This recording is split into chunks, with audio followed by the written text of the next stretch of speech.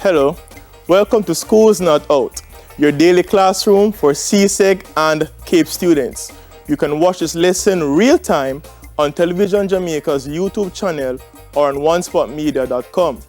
We also are live on Music 99 and gojamaica.com. Now, if you have questions on today's subject, CSEC chemistry, you can send them in to Television Jamaica's Facebook page or Instagram at television_Jamaica. Today's lesson is on organic chemistry, and I am Rohj Dawkins. All right, so today we're looking at organic chemistry. Now, this is the final part of the syllabus for CSEC, and I understand that most persons, they would not have touched this subject or this area because of the coronavirus. And so don't worry, I have you covered today. All right, so on the screen here, we have two examples of organic molecules. All right, and as you can see, before your organic exam, you're going to be quite fine and strong, but after it says that you are dying, right? Just a little joke, don't worry, I will guide you, and when you get your chemistry exam, you breeze through it. All right, so the first thing we need to look at is what is organic chemistry. Now, this is the chemistry of carbon compounds, and all organic compounds contain carbon. However, we must remember not all carbon compounds are organic, right? So we can say, for instance, all vehicles, right, are not cars, but all cars are vehicles, right? So every organic compound has carbon in it, but not because it contains carbon does it mean it's an organic compound, all right? So those that contain only carbon and hydrogen are known as hydrocarbons. An example is methane. So we can see here it contains only carbon and hydrogen. That is why it's called a hydrocarbon. All right. Now there are many different kinds of hydrocarbons. We have alkanes and alkenes, and we will get to that further down into the lesson. All right. Now we also be familiar with this. This is an atom of carbon. So we know that it has 4 valence electrons. Valence meaning that the outside shell, the outermost shell. So we have the inner shell and the outermost shell. So we have 1, 2, 3, and 4 valence electrons. And it is these 4 valence electrons that allow carbon to bond in such a significant and almost unlimited way. All right? So what we're going to look at are the different types of bonds that can be present in our organic compounds. So single bonds. This is between adjacent carbon atoms. Adjacent means that they are beside each other. All right. So a carbon atom shares 1 pair of electrons with another carbon atom, and this leaves 3 electrons free for bonding. And these single bond compounds are known as saturated compounds. All right. They are saturated. An example here would be ethane. All right. So as we can see here, so carbon, carbon, so these are adjacent, and single bond means that there's only 1 pair of electrons being shared between the carbon. All right. So 1 pair, so all you're seeing is 1 bond line. All right. In contrast, we have double bonds. Now, this is between adjacent carbon atoms as well, but this time they are sharing 2 pairs of electrons, right? So remember, in single bonds, 1 pair. Double bonds, it's 2 pairs, all right? And since, right, let's look at the board. So remember, carbon has 1, 2, 3, 4 valence electrons, right? Which means it can only take up 1, 2, 3, 4 more electrons to complete the octet. All right. So if it is sharing 2 pairs, right? Let's remove these one here. If it's sharing 2 pairs, that means only 2 electrons are left for bonding. All right. And that is why the structure for double bond compounds looks like this. All right. So now we see that there are 2 pairs of electrons being shared here, and that leaves 1, 2 electrons free for bonding. All right, so now we're going to look at a comparison between the single bond and the double bond. So see here, for the single bond, it's only 1 bond line, right? Because only 1 pair of electrons are being shared. For the double bond, there are 2 pairs of electrons being shared, and so you represent that with 2 bond lines. All right, I hope we're getting this. All right, so unbranched chains. Now this is when the carbon atoms are bonded in a continuous way. It means a sequential way. So we see one carbon here, and next carbon here, one more. So it's in a linear pattern, right? Or they are one after the other. That is what we mean by a continuous chain. And this is in contrast now to our branch chains. So now we can see that the carbon atoms are not in a linear line, all right? They're not in a straight continuous line. Because even though these are in one line, there's a carbon that's coming off. As a result, this is now a branched carbon compound. All right. Now we must be careful, right, to remember that not all straight chains will be represented by a straight line. All right. So where we have 1, 2, 3, 4, right? This is a unbranched chain. It is the same thing as if you had, all right? So they're both examples of unbranched. The reason for that is because all you have done here is taken the end carbon and bend it down. So imagine my hand, right? So my shoulder is carbon 1, my hinge joint here at the elbow is carbon 2, the wrist is carbon 3. So this is a continuous or unbranched chain. Now all I've done here really is just bend the end one. It's not branched. I can straighten it back out. It's not branched. All right. Now that's different if, for instance, now I had put a carbon here. What that means, again, you have your straight chain, but this time there's something attached at the bottom. So now even if I bend my hand, there's still something sticking out, right? No matter what I do with my hand, there's still something sticking out. So it's still a branch chain, all right? So remember, unbranched chain, as long as you can straighten out back the molecule, it's not branched. But in this case, where even if you try and twist the molecule, there's still a group coming off the side, all right? All right, so the longest chain here, right? The first instinct would be to say that 1, 2, 3, 4, 5, 6 would be the longest chain. But remember, we said that as long as it's in a sequence, it's the continuous chain. So here we look. 1, 2, 3, 4, 5, 6, 7. All right. So this chain here going down and going across and then up, that is the longest chain. That is the continuous chain. So this carbon here would actually be the side branch. Let me go over it again. All right. Now the parent chain or the unbranched chain is the one that has the most amount of carbons in a sequence. All right. So you need to count all the carbons in a sequence and use a higher number of carbons. So 1, 2, 3, 4, 5, 6 versus 1, 2, 3, 4, 5, 6, 7. So this would be your straight chain, and then this carbon here would be your branch. All right. And finally, our organic compounds, they can occur as rings. All right. So this is when your carbon is bonded in a cyclic pattern or a cyclic pattern. Whenever we see this word, it means a cycle. So easily we can see the way that they are bonded. It's in a ring. All right, pretty straightforward. All right, now it is common to represent organic molecules using bond line structures, right? And in this case, we omit the hydrogen and we use kinks or corners to represent our carbon. So let's look again. So let's say I have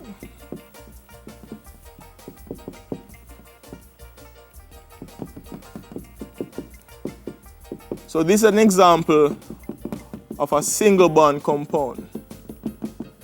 Remember, it's single bond because there are only one pair of electrons being shared between the carbon. All right. And so if you were to use a bond line, all you would do is 1, 2, 3. All right. Look how easy this is compared to that. So what this means is that this end here would be carbon 1, this corner here, carbon 2, this corner here, carbon 3, and this point here would be carbon 4.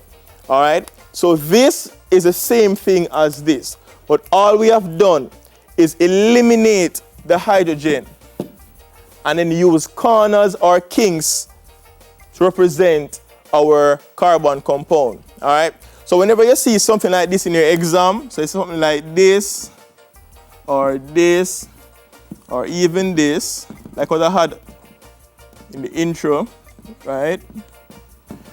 All of these are just different ways to represent your carbon atoms without involving the hydrogen. So once you see things like this, we understand that hydrogen atoms are there. All right. So even with the cyclic pattern, this one, if we're using bond lines for that, it'll be simple. All right. So we know that this is carbon 1, 2, 3, 4, 5, and 6. All right.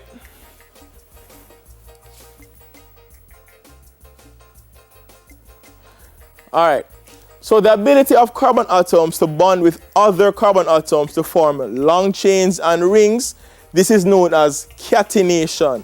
All right. So the ability of carbon to form these single chains, these branch chains, these rings, this is known as catenation. And what we need to remember as well is that our compounds are not two-dimensional, they are three-dimensional, right? So even though we draw the atoms looking like this, draw them looking like this, or even for methane, right, where it is CH4, from what we saw earlier. So methane, right, C, 1, 2, 3, 4. To us, it looks flat, but we need to remember that in reality, it's a three-dimensional object, right? So based on the slide, all right, so we can see here that this darker circle would represent our carbon atom, and these white ones would represent our hydrogen. So what we can see here is that there's one hydrogen above the carbon, two in front of it, and one behind it. All right, so it forms a tetrahedral structure. So we need to remember that organic compounds, they are not flat, they are three-dimensional, but it's easier for us to represent them as flat when we're working with them. All right. Now moving on to functional groups. Now this is a very important topic, so please pay attention. All right. So functional groups, these are special atoms, group of atoms, or a special type of bond present within an organic compound. All organic compounds with the same functional group are from the same, what we call, homologous series. All right, don't let that word frighten you. They're from the same homologous series, and they share similar chemical properties. So let's move on to the next slide. So here, I'm showing you 4 different homologous series. We have alkanes, alkenes, alcohols, and carboxylic acids. All right. So anytime an organic compound or organic substance contains only single bonds, it belongs to the alkene group. If it contains only carbon-to-carbon double bonds, it's an alkene. If it contains an OH group, what we call a hydroxyl group, it belongs to alcohols. And if it contains COOH, it belongs to the carboxylic acids group. All right. So some examples here we can see is methane, ethane, propane, butane. Now what do you realize based on the names of alkanes? That's correct. All right, they all end with A and E. All right, so let's look.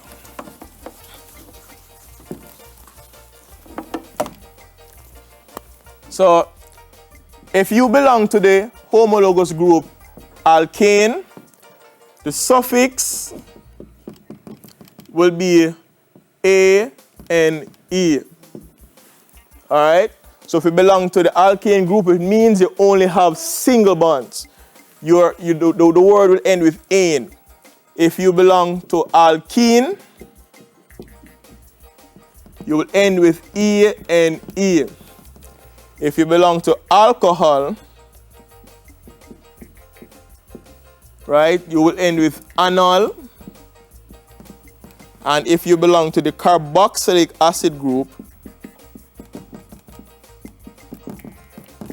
then you will end with anoic acid. All right? So all alkenes, they end with ane. All alkenes end with ene. All alcohol end with anol. So we like our ethanol, like person love to drink, right? And carboxylic acid ends with anoic acid. All right? Now, these are some general formulas for our homologous series. All right? So alkanes, it's CnH2n plus 2. All that simply means any number of carbon that you have, you need to times that by 2, then add 2. So let's look at an example again. I'm going to erase off the board.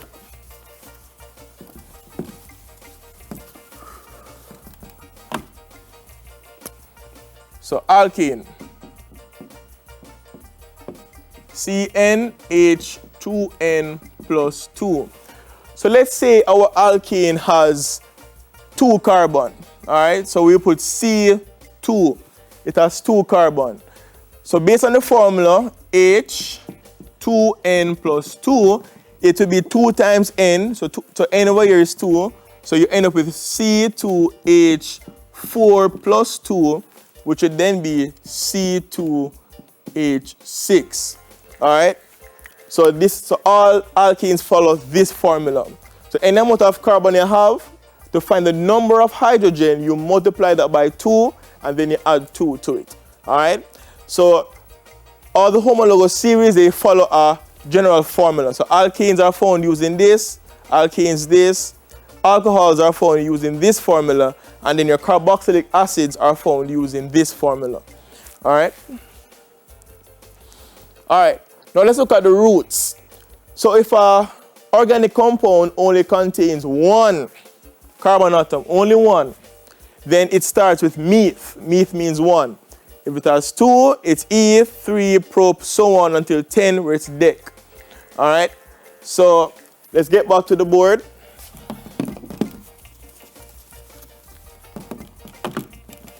So earlier, we said that methane, I would say the formula was CH4. All right? Now, first thing, let's see how we get this formula. So methane has 1 carbon. So C, so 1 there, so H, 2 times 1 plus 2. We're using the general formula. So we don't normally write the 1 in chemistry, so we're going to have C, so 2 times 1 is 2, plus 2 is 4. And so that is how we got the general formula, or the chemical form for methane. Now, how do we get the name? All right. So because there are no double bonds, there are no hydroxyl groups, it only contains single bonds. That is why it belongs to the ane group, the alkane. So A, N, E. And it only contains how much carbon? 1. And that is why we use meth. All right? So that's where you get methane from, because it only contains 1 carbon and it only has single bonds. All right?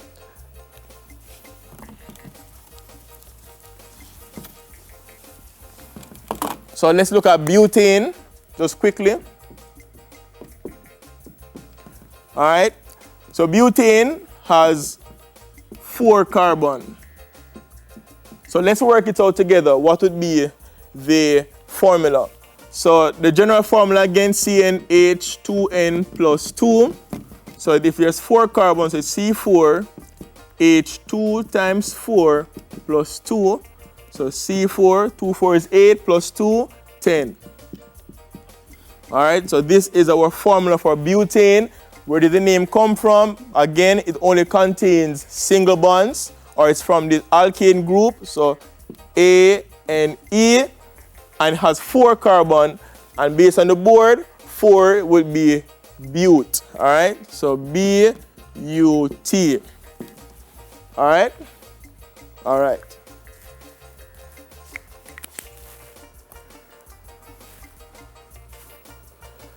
All right, so the naming of chemical compounds is called chemical nomenclature. Don't make that word frighten you. It simply means giving the chemicals a name, right? So everybody in the world will understand what we're talking about. So whether you come from Jamaica, USA, Italia, Australia, it don't matter, right? Once you use the same universal name for your compounds, then we understand what we're talking about, all right? So the first part of the name is based on the number of carbon atoms present, while the second part is based on the homologous series, right? Which is what we just did a while ago.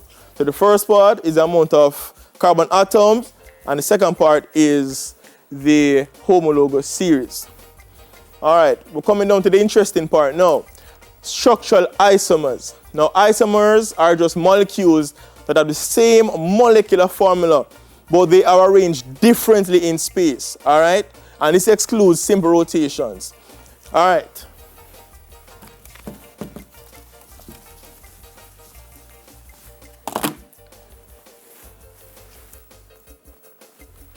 So on the screen, we have 3 examples of isomers, right?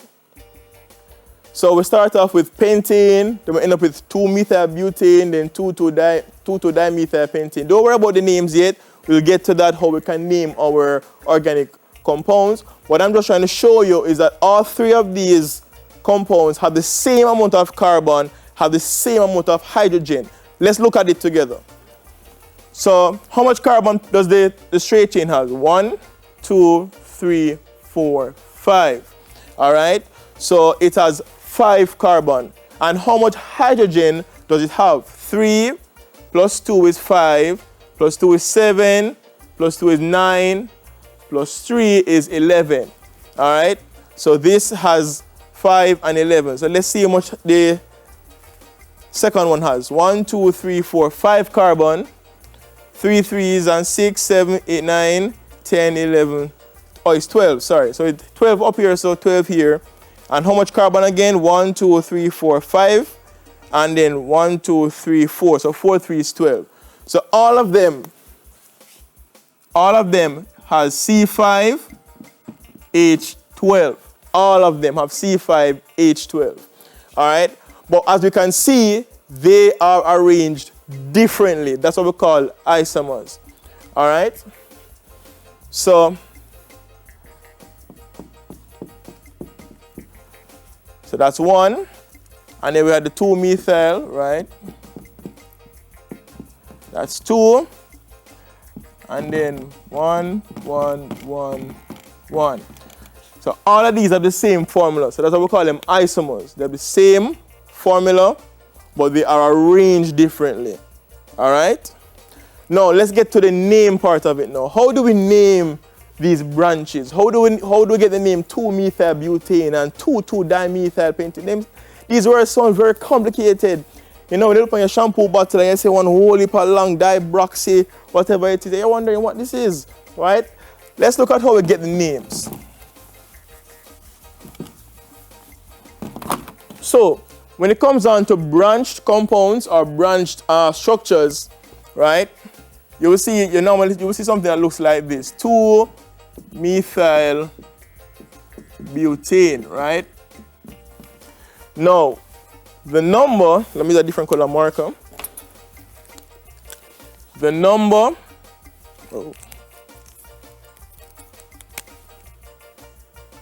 that represents the position of the side branch. So, position of side branch. The methyl part, that represents the name of side compound. And then this, the last one, butane, that represents the parent chain. All right? So 2 tells us the position of the side branch.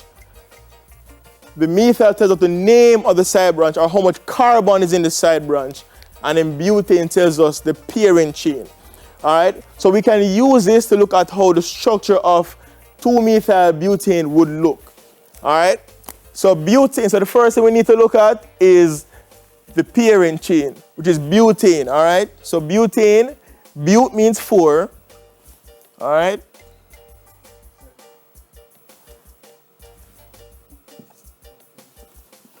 So 1, 2, 3, 4. All right? So again, but, 1, 2, 3, 4, and A means they're all going to be single bonds. No double bond, no hydroxyl group, no carboxyl group. All right? Then we look at the side branch going to be a methyl. All right? Meth again means 1. So only 1 carbon should be coming off the side. And 2 tells us the position. All right? So here we have carbon 1. So it's the first carbon. Carbon 2, second carbon. Carbon 3, third carbon. Carbon 4, right? Which is the fourth carbon. So 2 tells us the position. So the methyl group must be attached to carbon 2. And methyl again means 1 carbon. And they will just fill in with our hydrogen.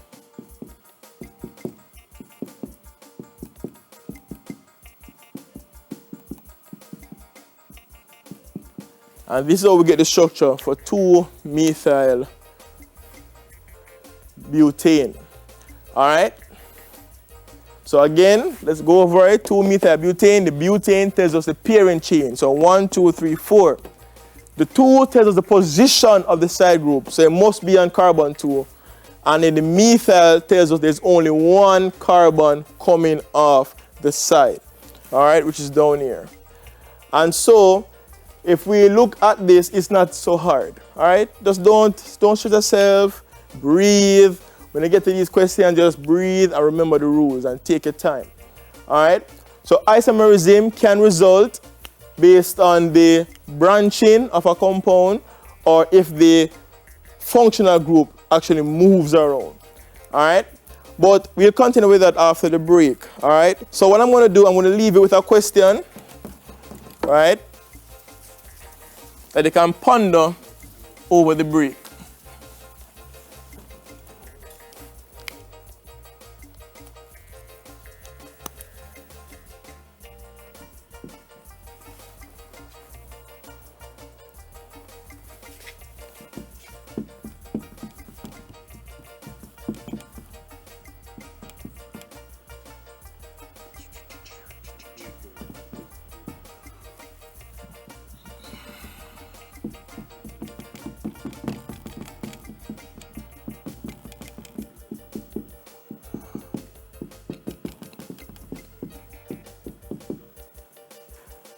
All right, so what I'm doing, I'm just putting an organic compound on the board, all right? So what you're going to do, you're going to actually name this organic compound. So remember, the longest sequence, right? That's your pairing chain. And then once you have established your pairing chain, you need to look where the side branch is, all right? So just a hint, pairing chain, because so 1, 2, 3, 4, 5, 6, because if you go down, 1, 2, 3, 4, 5. So this one is actually longer, all right? So that would be a pairing chain, and that means 1, 2, 3. So this is carbon 3. So use that if you wish to get your answer, all right? So the hint, pairing chain, this is carbon 3. All right, so more on Schools Not Out.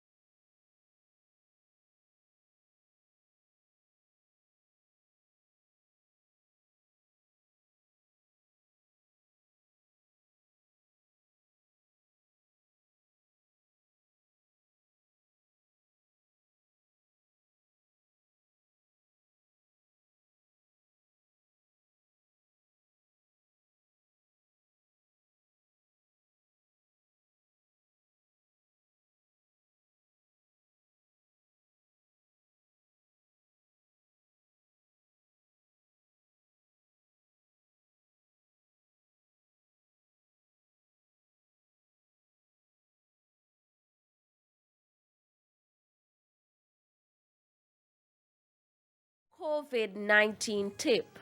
Protect yourself and others from getting sick by washing your hands after coughing or sneezing, when caring for the sick, before, during, and after you prepare food, before eating, after toilet use, when hands are visibly dirty, and after handling animals or animal waste. COVID-19 tip. Protect yourself and others from getting sick by washing your hands after coughing or sneezing, when caring for the sick, before, during, and after you prepare food, before eating, after toilet use, when hands are visibly dirty, and after handling animals or animal waste. The Ministry of Education, Youth and Information, along with TVJ, present Schools Not Out, CSEC and CAPE lessons live Mondays to Fridays from 9 a.m. to 12 noon, with weekly Schools Not Out tutorial sessions on Saturdays from 1 p.m. to 4 p.m. Schools Not Out, live CSEC and CAPE lessons here on TVJ. The Ministry of Education, Youth and Information, along with TVJ.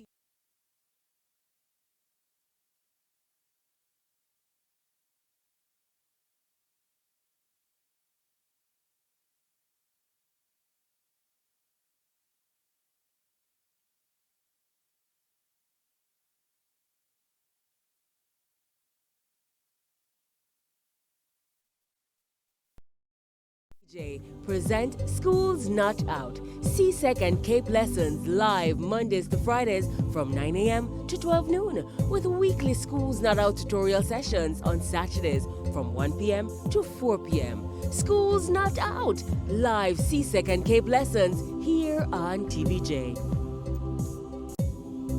The Ministry of Education, Youth and Information, along with TVJ. Reduce your risk of viral illnesses like the flu and coronavirus. Wash your hands frequently with soap and water. Cover your nose and mouth when coughing with a tissue and dispose of it. Avoid close contact with anyone with a cold or flu-like symptoms. If you become ill, please visit your doctor or the nearest health center and share your travel history. The flu and coronavirus can kill. Let's protect each other. A message from the Ministry of Health and Wellness.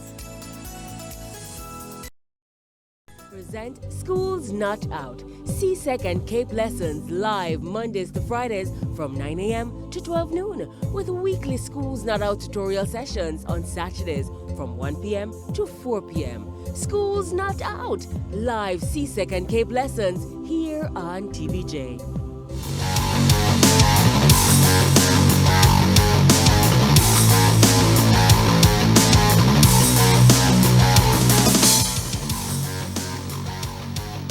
Welcome back to Schools Not Out, your daily classroom for CSEC and CAPE subjects. Today we have been discussing organic chemistry.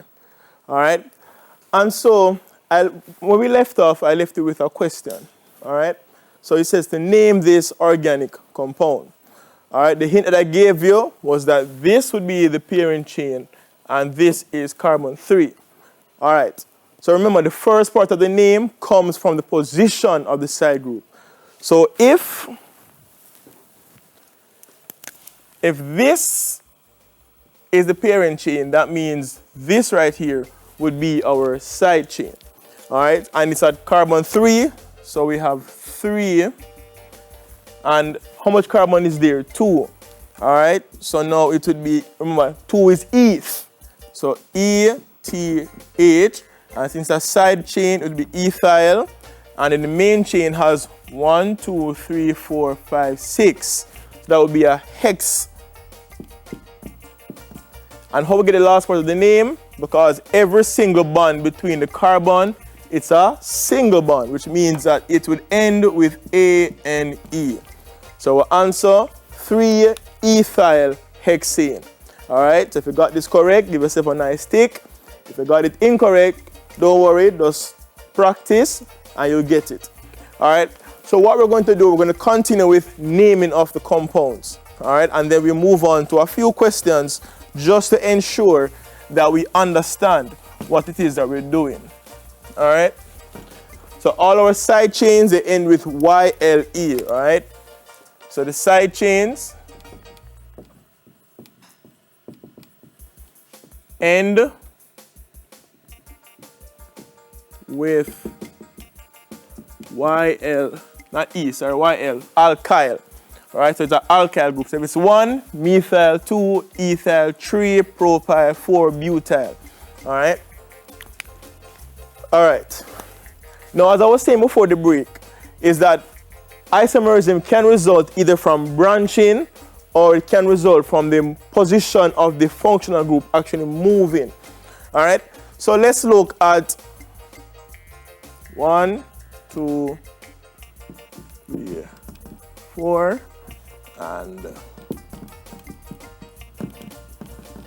all right.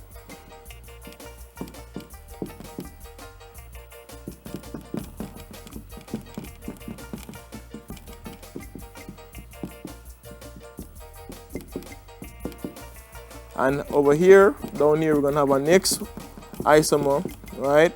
So remember, because they are isomers, they must have the same amount of carbon and they must have the same amount of hydrogen. All right, that's the only thing that must be constant.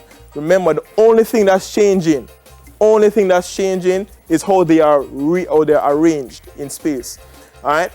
So one thing to note as well is that for the functional groups, they must be attached to the lower number of carbon. All right. So because look at this one, look at the first one. Let's mark this as 1, mark this as 2. So if we were to count the carbons this way, it would be carbon 1, carbon 2, carbon 3, and carbon 4. All right. So if we do it this way, the side branch is attached to carbon 3. All right. Not side branch, the functional group. So attached to carbon 3. But if we count it this way, right? So now this is carbon 1, this is carbon 2, 3, 4, right? We can see that the side chain here is attached to carbon 1. So see there? Carbon 1 is attached to it. Now I keep saying side chain, it's the double bond. So here, the double bond is attached to C1, which means we will use this one because this is a lower number carbon than this. So if we count it this way, it's on carbon 3. If we count it this way, it's on carbon 1. So we count it this way. All right? So since it's attached to carbon 1, we put a 1 in front. With your dash, you separate it. All right? And then 1, 2, 3, 4, but. Right? Now, what I see here is a double bond. And remember, any organic compound with a double bond belongs to, that's right, belongs to the alkene group. All right? So it will be ene. So the name of this will be 1-butene. Now you can also write it, right, as but-1-ene. All right, both are acceptable, based on your preference. All right, so it can be 1-butene or you can write it as but-1-ene. All right. Now let's look at the second one. So we'll count it again. This is carbon 1, 2, 3, 4. And let's count it the other way. 1, 2, 3, 4. All right. So anyway I count it, it's still attached to carbon 2. All right. So it doesn't really matter in this case. So the double bond is attached to carbon 2. So it's 2. And again, 1, 2, 3, 4. So but. And again, the double bond means it's in the alkene group. So butene. All right. So they are isomers because the position of the double bond is changing. All right. And so if you are sharp, if you are sharp and you're paying attention, we will see then that this is correct, and this last one can't be correct. right? Because if we follow the rules that we just explained, we will have picked up that this last one is incorrect, right? Because 1, 2, 3, 1, 2, 3, 1, 2, anyway you take it, the parent chain will be 3. So this last part here, which comes from the parent, cannot be pentane. Has to be propane, all right? So it will be 2,2-dimethyl propane. So those of you who picked it up, very good. It means you're paying attention, all right? So let's go some questions quickly. All right. So it says here that the structure of 3 organic compounds are shown. We have compound A, compound B, and good old compound C. All right. Now it says to name the homologous series to which each of them belong. All right. Now it doesn't ask you for A, but I want to ask you for A. I like to push my students. All right. So if you look at A, right, and you see this OH group right here, what does that simply mean? It's an alcohol. All right. So compound A would be an alcohol. Let's look at compound B. Do you see anything? No. All we're seeing is just one stroke between the carbons, or single bonds, which means compound B is a alkane. Very good. And the last one, right? So we see this COOH. Now remember, what group would that belong to? That's right, the carboxylic acid group. All right, so B here would be alkane. This would be your carboxylic acid. All right, I like how you guys are full of energy for this. All right. Now, the one on the screen, I want to take a picture of it.